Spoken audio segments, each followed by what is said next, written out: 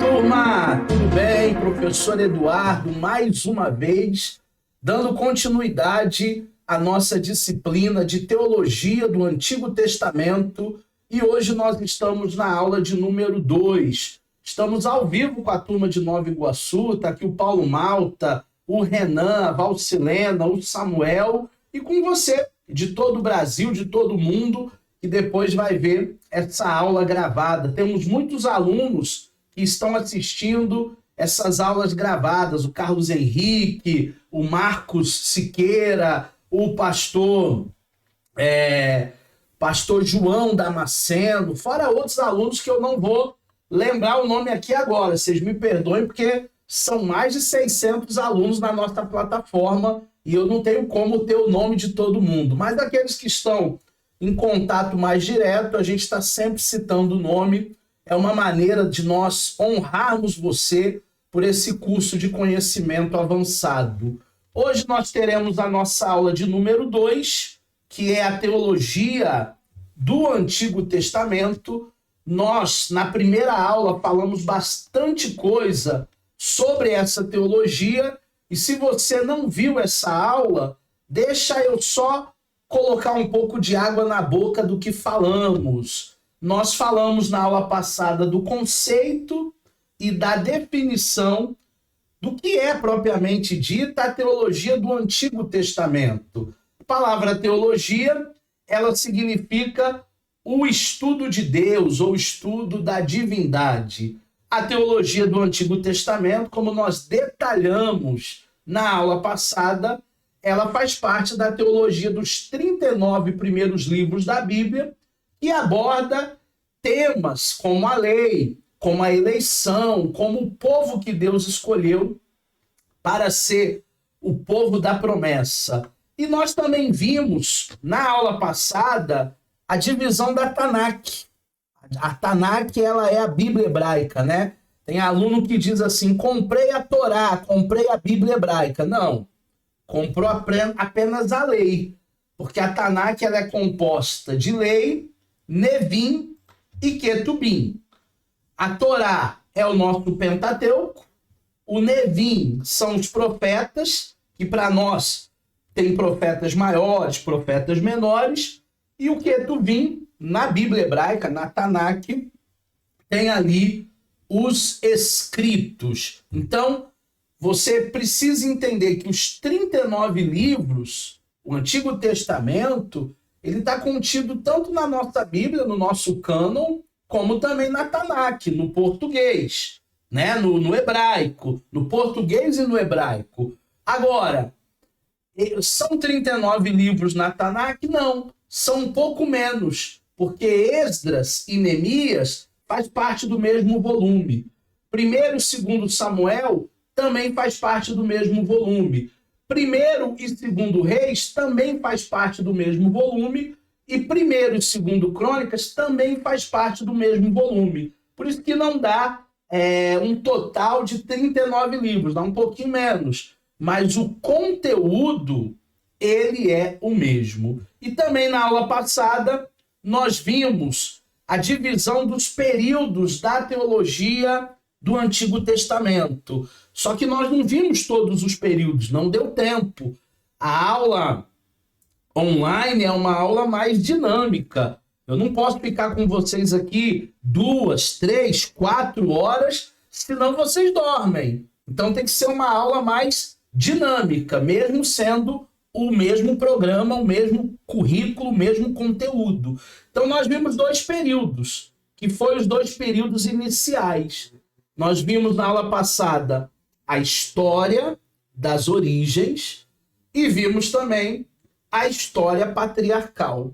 Hoje a gente vai continuar nesses períodos, são pelo menos 7, nós só vimos 2. Então hoje a gente continua nesses períodos chamados a divisão do Antigo Testamento, segundo um teórico, Van Hart, que é a nossa base, a base da nossa apostila, a base do nosso material.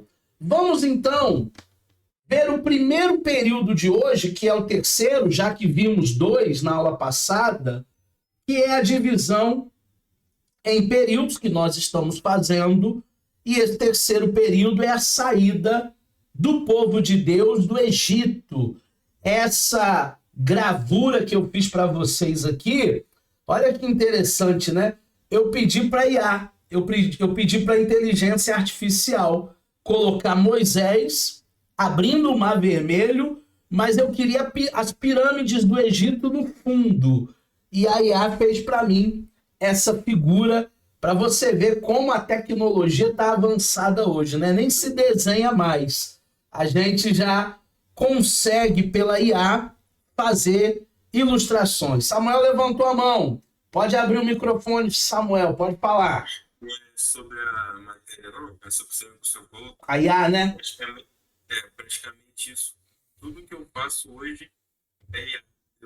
E não tem porque eu não usar, porque facilita o trabalho. É muito mais rápido fazer que você procurar a imagem na internet. Você descreve, ele vai lá e faz para você perfeitamente. Essa semana eu fiz um workshop sobre a inteligência artificial e, na realidade, não é que nós vamos deixar de trabalhar. O ser pensante sou eu, né?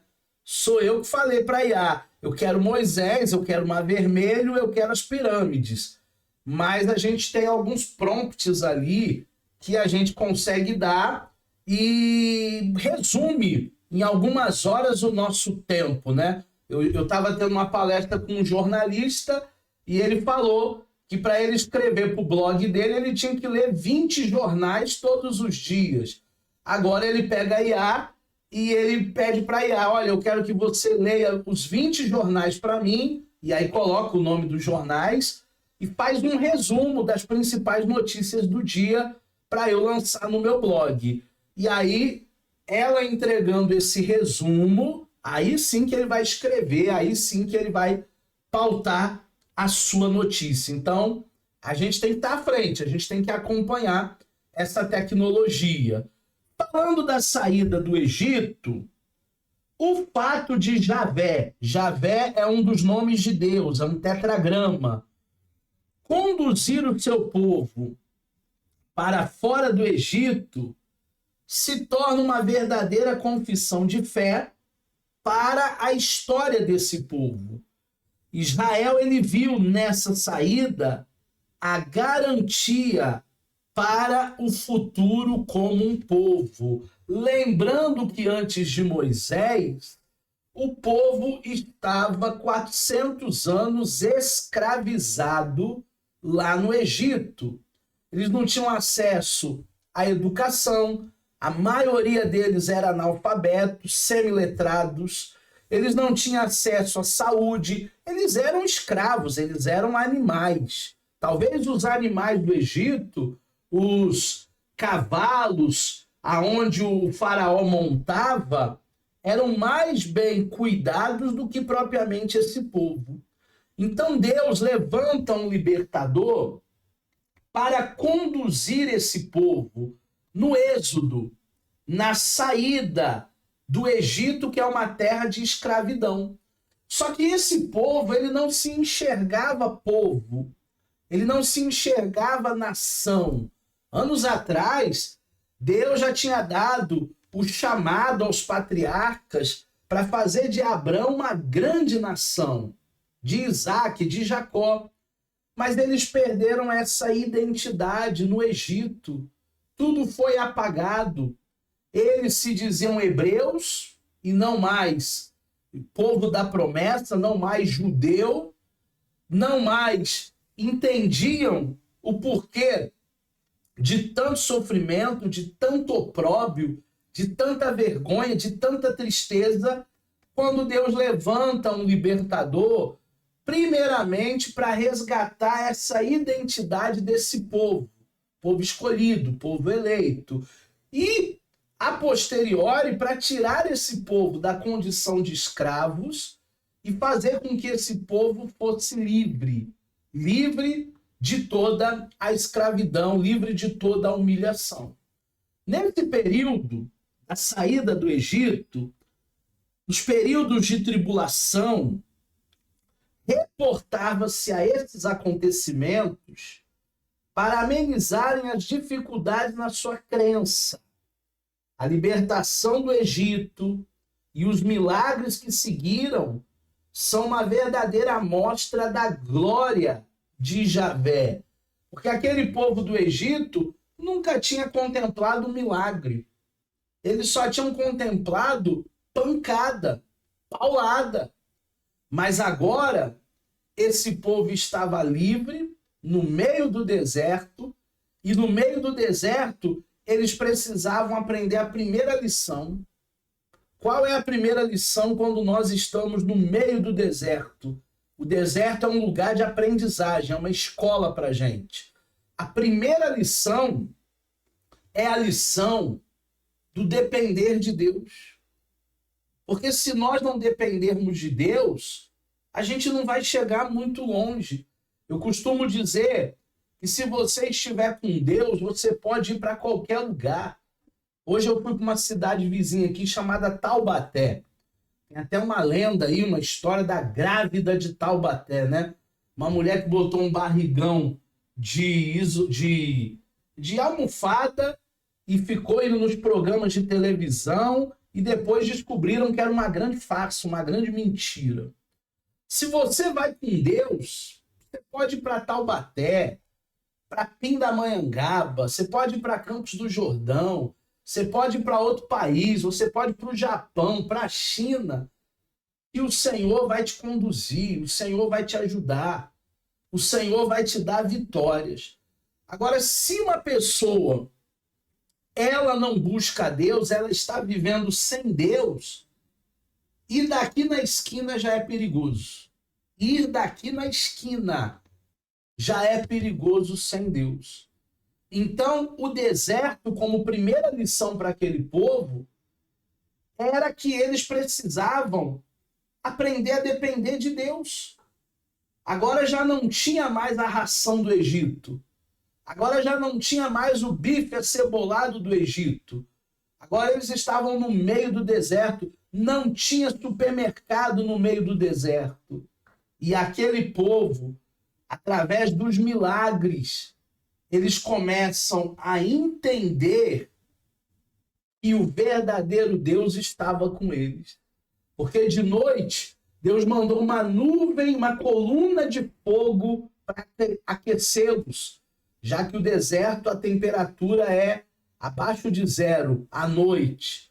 Durante o dia, é o outro extremo. As temperaturas chegam fácil a 40, 50 graus. E Deus mandava uma nuvem de glória para cobri-los. A comida caía do céu, era o maná. A água brotava da rocha no meio do deserto, mananciais no meio do deserto.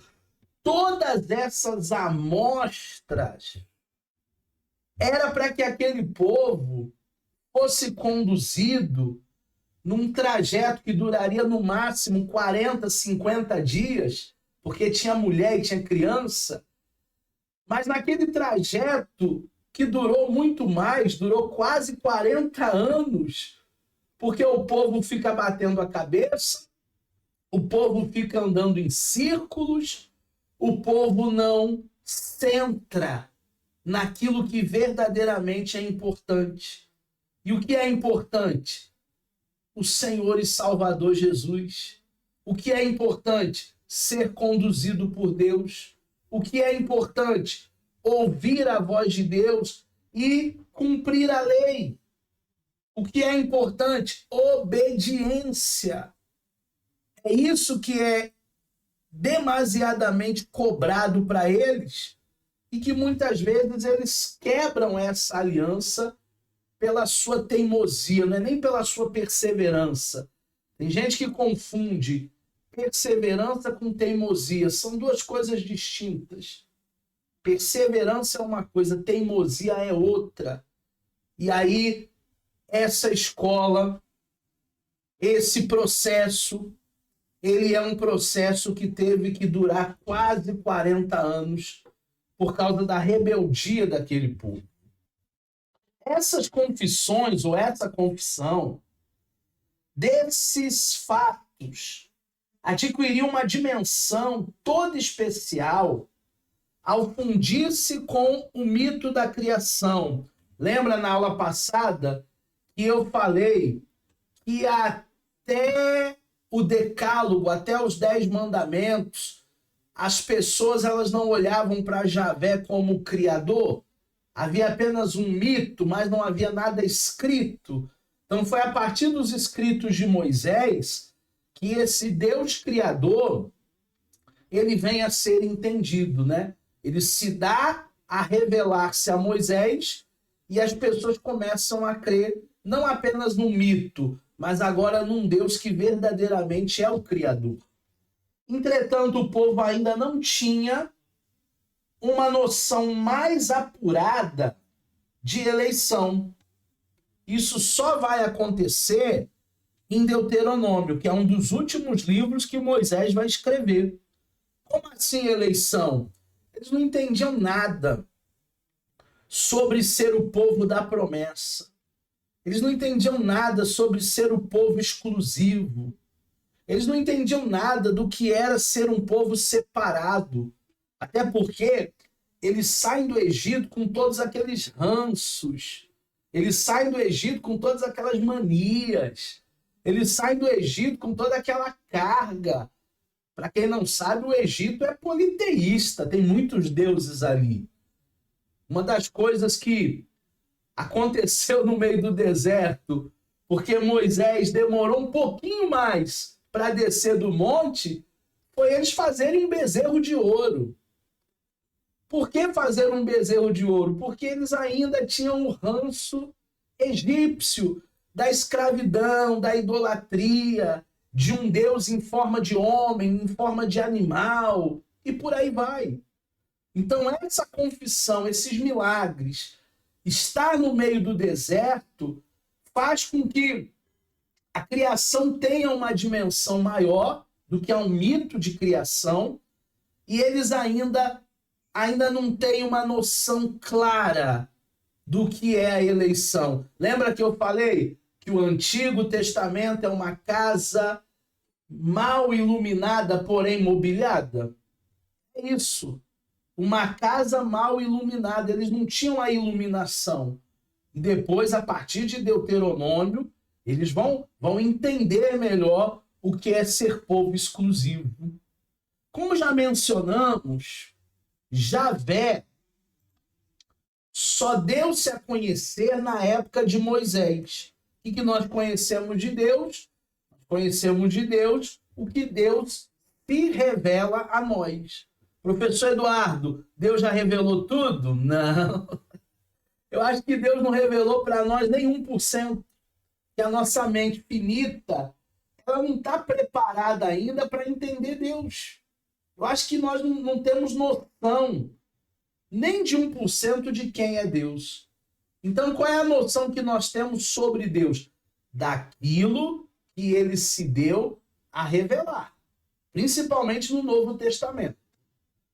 Nesse contexto, claramente se vê Javé, que tem uma comunicação a fazer, não a respeito de si mesmo, mas a respeito do seu propósito para Israel. Então, até mesmo na revelação de Deus para Israel, Deus ele não fala muito sobre ele. Deus ele fala mais do seu propósito para essa nação, para esse povo. Deus ele se revela à medida que esse povo tem um verdadeiro encontro com ele, principalmente Moisés e Arão. Deus falava diretamente com Moisés. Então Deus ele vai falando em doses homeopáticas para esse povo através de Moisés. Mas ele falava muito pouco sobre si. Ele falava muito mais do seu propósito para esse povo de Israel. Esse povo considerado o bichinho de Jacó. Esse povo considerado o povo eleito, o povo da promessa. Esse povo considerado um povo especial. Porque até então, na teologia do Antigo Testamento, Esse povo é um povo especial. Esse povo é um povo privilegiado. Se você é judeu, você vai ter tudo.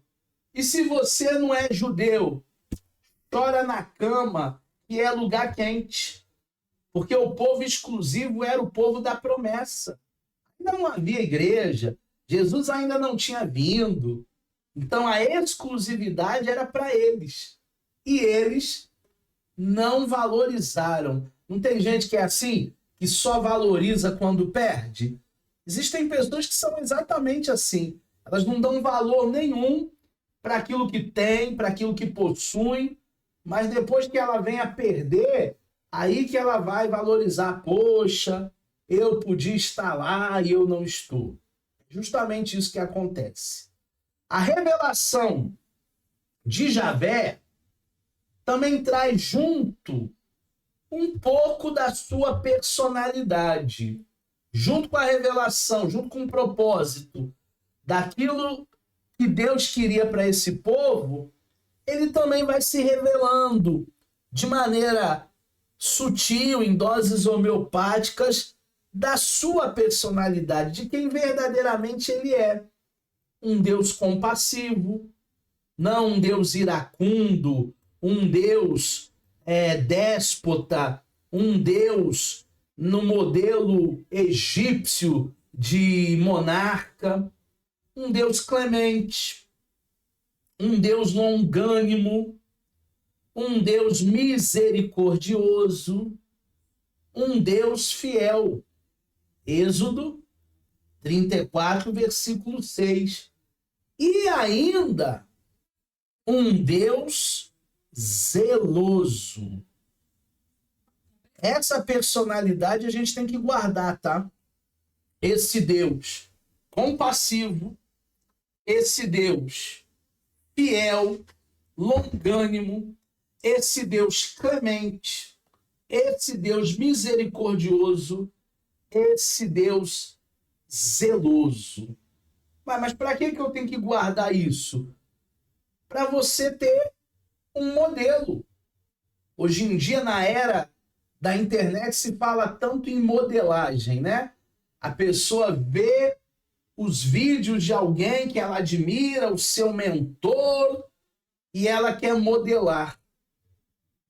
Melhor do que qualquer mentor de internet, melhor do que qualquer líder espiritual, é você fazer a sua modelagem no Deus Javé.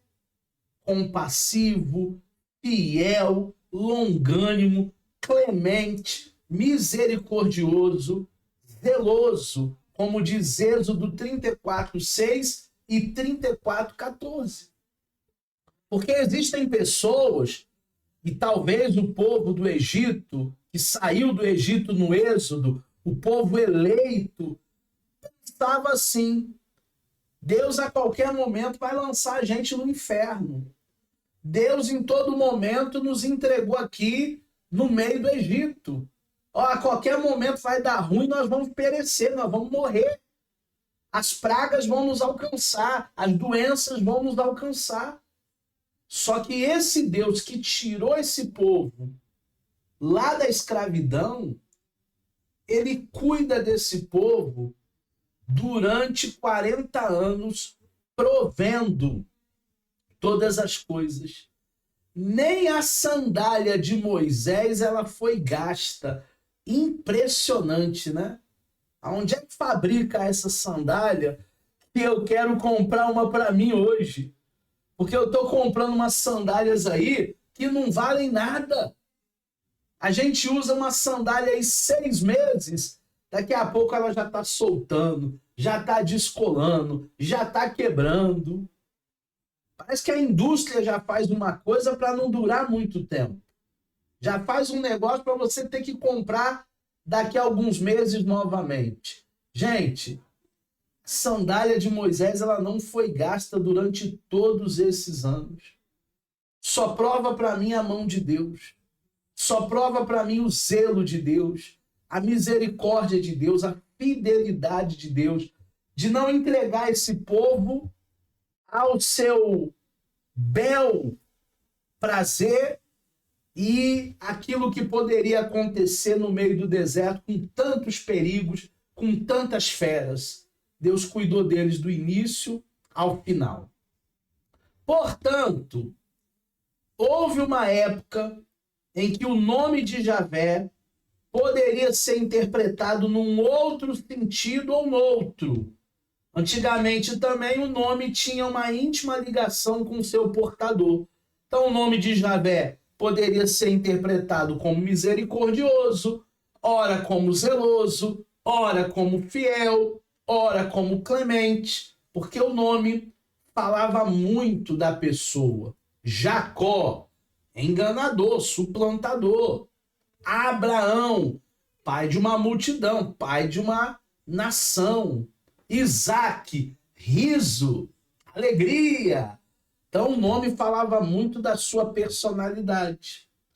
Essa crença determinante, a relação do portador com o seu nome ou com os seus deuses, quanto ao nome de Javé, este deveria ser respeitado e santificado. Por isso que o judeu não fala o nome de Javé em vão, o nome de Deus em vão. É um nome que a gente tem que ter respeito.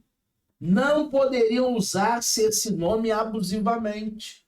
Eu acho que hoje, as pessoas que não têm nenhum temor a Deus, elas colocam o nome de Deus na sua boca. Até quando alguns assustam, elas dizem, ai, meu Deus. E não deveria ser assim.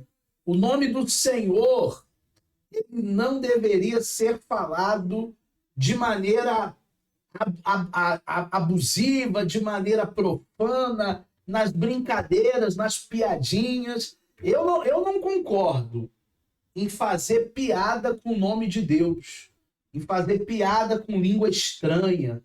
Tem tanta coisa para a gente brincar, tem tanta coisa para a gente se divertir. Agora, o nome de Deus tem que ser santificado, o nome de Deus tem que ser respeitado, tem que ser venerado. Isso a gente precisa aprender com os judeus. Somente em ritos cultuais, eles faziam menção do nome, faziam menção de Javé. Isso implica em reconhecer um caráter único e exclusivo, culto a ele.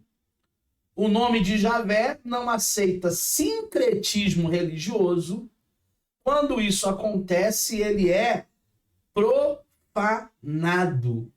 Então, existe um respeito no lugar do culto. Existe um respeito, uma reverência no lugar da adoração. Hoje em dia, nessa cultura, as pessoas vão à igreja e ao invés de assistir o culto, elas ficam filmando, elas ficam transmitindo ao vivo. Nem ela recebe e nem a pessoa que está assistindo o story recebe. Já tem o pessoal da mídia para fazer isso. As fotos, os vídeos, os stories.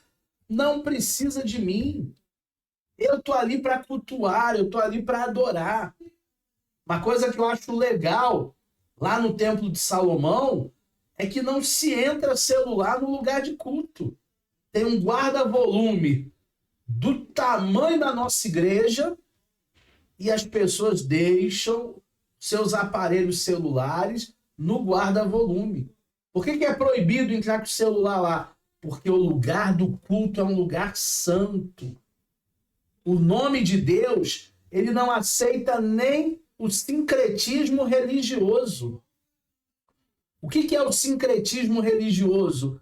Essa mistura de judaísmo com cristianismo, com kardecismo, com testemunho de Jeová, com tantas coisas, tantos elementos de outras religiões são trazidos que a gente não vê mais o evangelho, a gente não vê mais o cristianismo como uma religião pura. Hoje em dia, verdadeiras igrejas são igrejas sincréticas, porque eles misturam tudo. Pega judaísmo, pega imanentismo, pega catolicismo, e eles trazem esses elementos para o culto evangélico. para o culto protestante. É desnecessário nós trazermos elementos de outras religiões para o nosso culto. Os pontos positivos desse primeiro período de hoje, que é a saída do Egito, é a questão do nome de Javé, que vai ser tratada esplendidamente por Von Rad, que é o nosso teórico aqui, nesse contexto. O fato do ocultamento desse nome e da proibição do seu uso em vão preservou de muitas interpretações errôneas. Então, aqui é um ponto positivo, porque não há uma banalização do nome do Senhor. Há um respeito, há uma reverência. E esse povo no meio do deserto, eles precisavam entender o que é reverência. Esse povo no meio do deserto sai de toda a idolatria do Egito, eles precisavam entender verdadeiramente o que é santidade. E Deus, através de Moisés, foi conduzindo naquele deserto, naquele lugar de aprendizagem, para que eles pudessem reverenciar, cultuar, adorar e não falar o nome do Senhor Deus por qualquer susto ou por qualquer coisa. O quarto período que nós vamos entrar agora é o período da revelação de Deus lá no Monte Sinai. Von Rad trata das revelações de Deus dadas lá no Monte Sinai. Para tanto, ele trabalha o significado dos mandamentos, rompendo com o decálogo.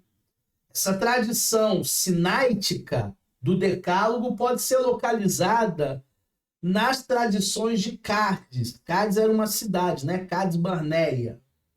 Por isso que Von Rad defende que é o decálogo que chegou até com uma série de modificações, se adaptaram e se aprimoraram visando a compreensão da vontade de Javé por Israel. Deixa eu trocar em miúdos aqui essas informações. Segundo esse teórico Von Rad, a originalidade dos 10 mandamentos está comprometida.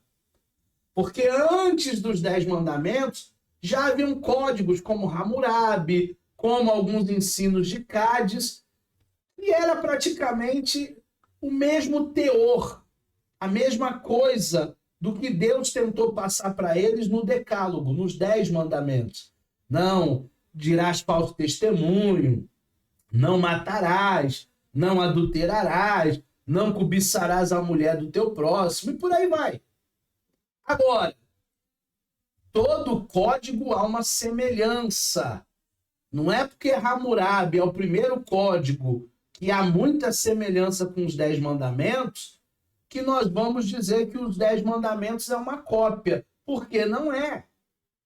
Ou porque ensinamentos que eles tiveram lá em Cádiz, e a gente vai jogar tudo fora, o que foi dado através das tábuas dos 10 mandamentos? Claro que não. Pouco importa o momento que a lei foi instituída. O mais importante agora é que essa lei fosse obedecida. Em alguns manuscritos mais antigos, o primeiro mandamento, que tem a ver lá com a questão para não fazer imagens de esculturas, eles nem ocorriam. A antiga escola crítica considerava dispensável falar a esse respeito, pois ela estava persuadida de que no culto de Javé, pelo menos nos tempos do Antigo, utilizava-se imagem. Von Rad se prende bastante nesse capítulo na sua pesquisa histórica. Então ele vai dizer que os 10 mandamentos estão comprometidos porque nem havia o primeiro mandamento nos escritos mais antigos. Nem se falava da questão de imagens e de escultura. E nos primeiros cultos que eles fizeram lá, talvez ainda naquele modelo do Egito, Pode ser, eu não vou afirmar, mas pode ser que haviam algumas imagens como aquele bezerro de ouro que eles foram fazer depois. E eles fizeram o bezerro de ouro tão naturalmente. Eles disseram, depois justificando para Moisés, olha, você não voltava, a gente achou que você tinha morrido, falamos com Arão, Arão recolheu os nossos ouros aí, a gente jogou no fogo e saiu o bezerro. De uma maneira muito natural, como se fosse corriqueiro para eles terem algumas imagens daquilo que eles aprenderam, daquilo que eles viram lá no Egito. Então, na pesquisa de Von Rad, ele vai encontrar primeiros manuscritos que o primeiro mandamento não é citado. Se não é citado, e a posteriori foi citado ali, não farás para ti imagem nem escultura de deuses nenhum, então é momento da gente cumprir. É momento da gente romper com toda a idolatria. Para mim é fácil, porque praticamente eu nasço num lar evangélico. Eu vou para uma igreja protestante muito novinho. Na minha casa não tinha imagens, na minha casa não tinha santos. Mas ir para uma pessoa que é nascida e criada em uma cultura católica, apostólica, romana, e vê isso com naturalidade durante toda a sua vida. Durante toda a sua vida, ela viu as imagens do pai, as imagens da mãe. Obviamente, para ela será muito mais difícil essa quebra, esse rompimento. A doença no Pentateuco era vista como castigo divino pela desobediência. E isso levava o povo a crer que somente em Deus estava a cura das doenças. Quem era o médico? Javé. Ele era um médico. E até hoje, algumas religiões, algumas igrejas pensam assim. Se você ficar doente fisicamente, é algum tipo de pecado que você praticou. Gente, Jesus ele diz que quem precisa de médicos são os doentes. E hoje nós temos o avanço aí de toda a medicina para que a gente possa se cuidar. As mulheres devem ir ao ginecologista. Naquela época não tinha, hoje tem. Os homens devem fazer seus exames periódicos, exame de sangue, check-up. Eu faço exame de sangue aí de 3 em 3 meses. Eu vou a endocrinologista, eu vou a cardiologista, eu me cuido. Ah, mas se ficar doente está no pecado. Não, não, não, não. Nós ficamos doentes porque nos alimentamos muito mal, porque dormimos muito mal, porque fazemos um bocado de coisa, vivemos uma vida muitas vezes sedentária, não fazemos uma caminhada, não vamos na academia. E aí o corpo tem hora que vai pesar. Principalmente eu, que já estou chegando a 47 anos. Daqui 3 anos eu sou um cinquentão. 3 anos eu sou um cinquentão. Aí o corpo começa a pesar. Isso é natural, não tem nada a ver com uma questão de pecado. Os pontos positivos desse período da revelação do Sinai é o Decálogo. Para Von Rad é um conjunto de leis que vai valorizar a vida. E quando nós olhamos para o povo de Israel, parece que não era a interpretação correta, até que Jesus veio e fez dessas leis os seus ensinos. Então Jesus ele pega os 10 mandamentos e ele resume em 2. Amarás o teu Deus sobre todas as coisas e ao teu próximo como a ti mesmo. Jesus ele foi no cerne. Jesus ele resumiu bem resumido. Se você amar a Deus e se você amar o próximo, você não vai adulterar, você não vai roubar, você não vai mentir, você não vai invejar, você não vai tomar a mulher dele, o homem dela, e por aí vai. Então, para Von Rad, tem um ponto positivo aí, das leis, dos princípios. E eu volto a dizer aquilo que eu falei na última aula, que as leis são para os transgressores. Porque para nós que somos obedientes, a lei está ali e eu nunca vou ter problema com a justiça. Eu sempre vou obedecer. Eu nunca estarei nessa linha tênue de marginalidade ou de negligenciar, né? Ser um rebelde, ser alguém que quebra todas as leis. Não. Eu sou obediente, eu vou cumprir o que tem que ser cumprido. Quinto período, a travessia do deserto. Este relato é pertencente a várias tradições. O objetivo desta é demonstrar a presença atuante de Javé no meio do seu povo, sendo por livramento, sendo por provações. Essa narrativa se divide em duas partes. A primeira parte é o Êxodo, é o povo saindo do Egito. E a segunda parte é o anjo de Javé, o anjo do Senhor, o próprio Jesus conduzindo aquele povo. Ah, mas Jesus nem tinha nascido de Maria. Mas no Antigo Testamento, o anjo de Javé é o anjo do Senhor. Foi ele que conduziu. Foi ele que era o GPS. Foi ele que era o Google Maps. Foi ele que era a rota. E aquele povo foi indo, atravessando o deserto. Então, muito importante esse período da travessia. Sexto período, os pontos de vista sobre Moisés e sobre o seu ofício. Aqui nós temos, pelo menos, turma, 3 pontos de vista.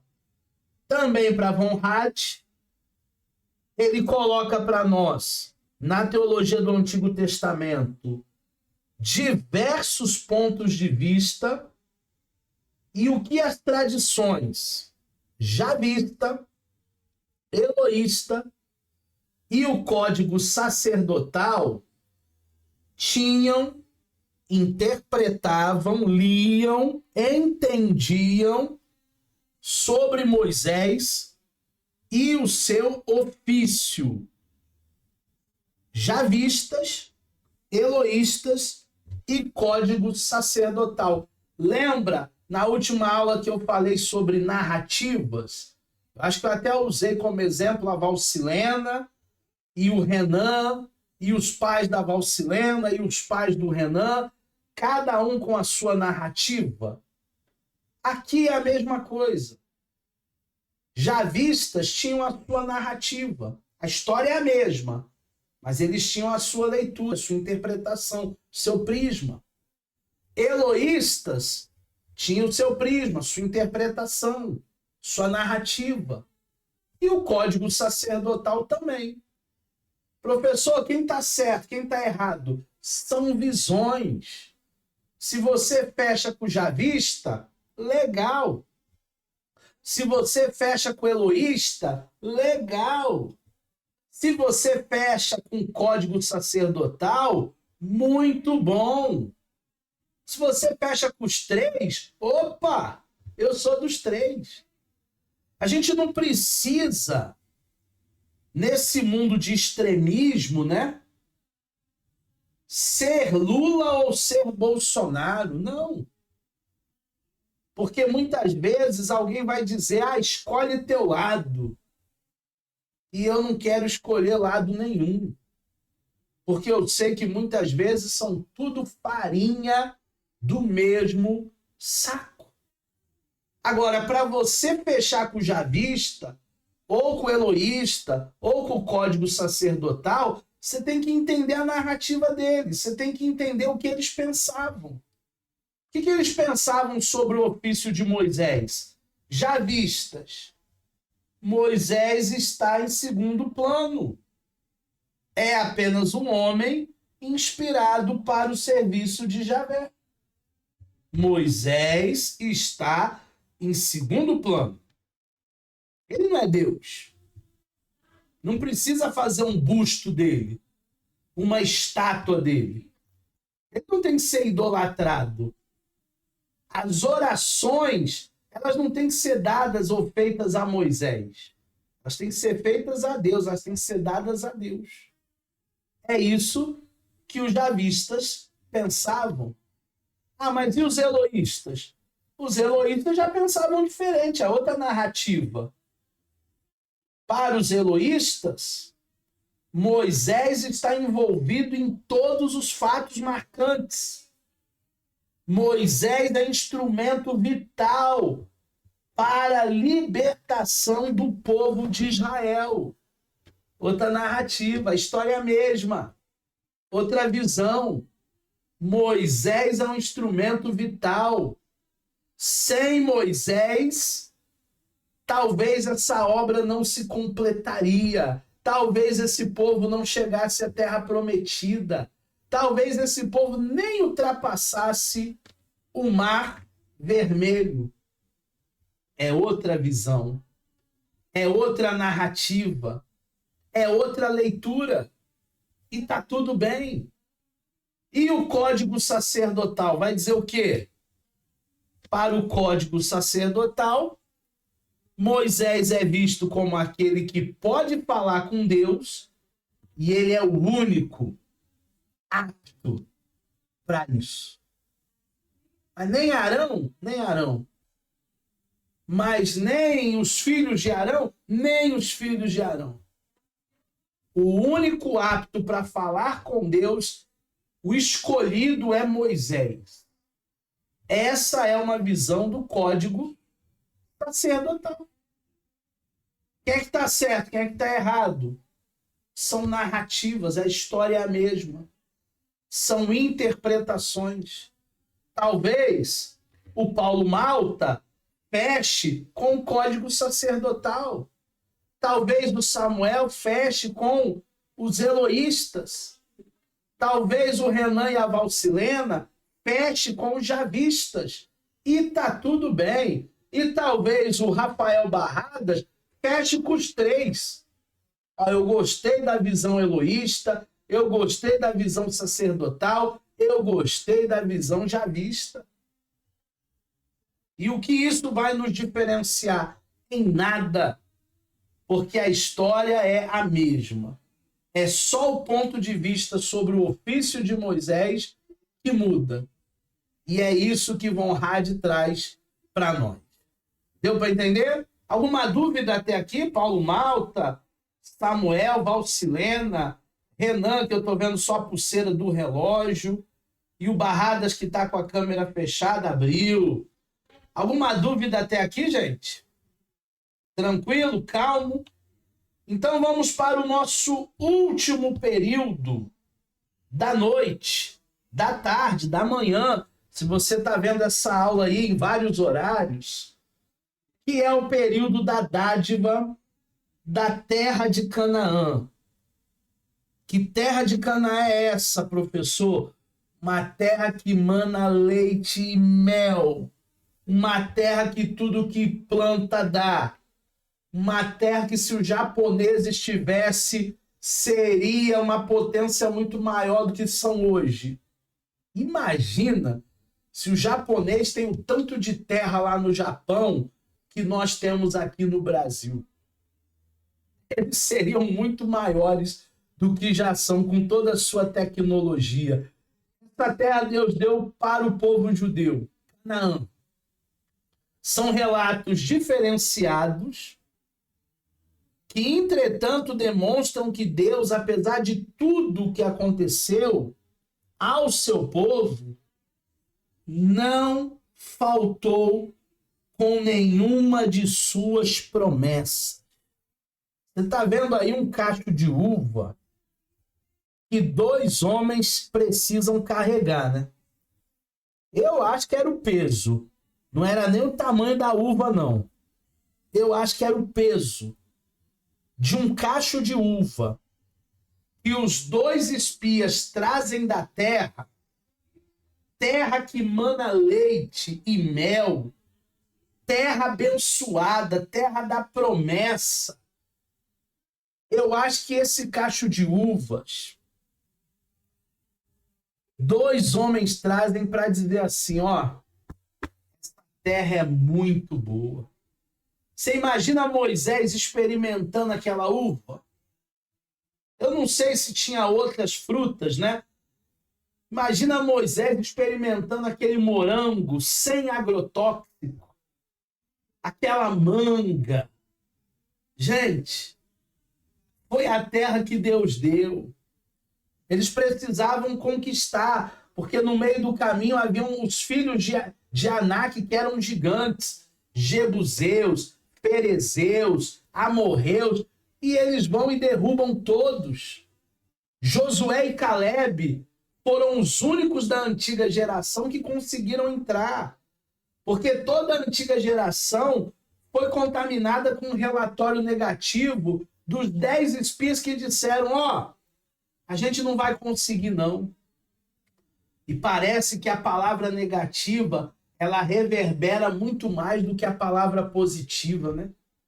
Hoje eu estava conversando com uma médica, e ela é ginecologista da minha esposa, doutora Silvia Delamare, e ela dizia pra gente assim, um médico pode trazer ao mundo 1000 crianças e salvar 1000 gestantes.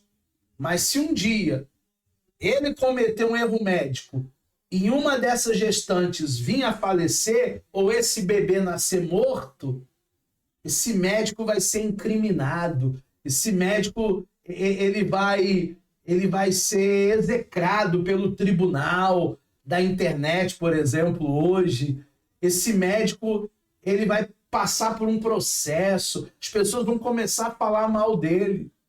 Então, tudo aquilo de bom que alguém faz é jogado fora, às vezes, por causa de um erro, alguma coisa negativa, e nós estamos suscetíveis a errar.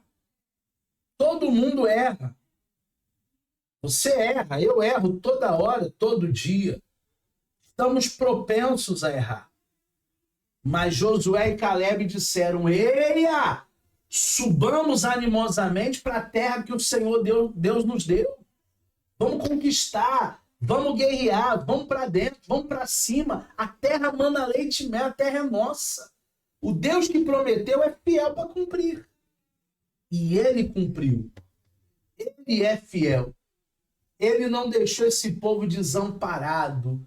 Ele não deixou esse povo à míngua. E assim nós fechamos esses 7 períodos do Antigo Testamento. Eu creio que nessa aula de hoje você recebeu conhecimento avançado.